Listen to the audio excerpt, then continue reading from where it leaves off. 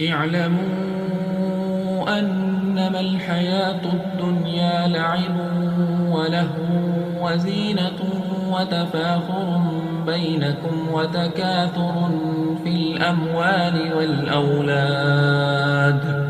كمثل غيث أعجب الكفار نباته ثم يهيج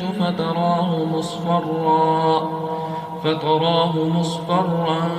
ثم يكون حطاما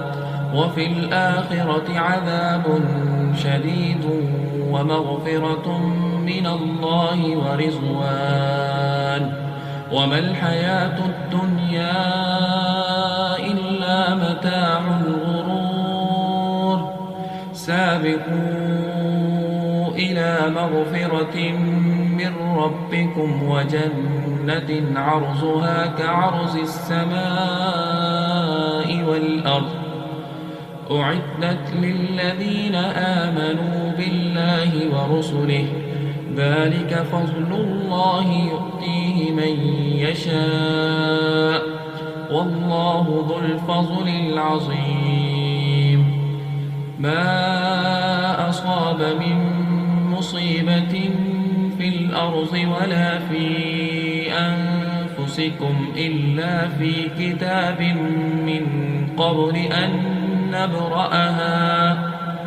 إن ذلك على الله يسير لكي لا تأسوا على ما فاتكم ولا تفرحوا بما آتاكم والله لا يحب كل مختال فخور الذين يبخلون ويأمرون الناس بالبخل ومن يتول فإن الله هو الغني الحميد لقد أرسلنا رسلنا بالبينات وأنزلنا معهم الكتاب والميزان ليقوم الناس بالقسط وأنزلنا الحديد فيه بأس شديد ومنافع للناس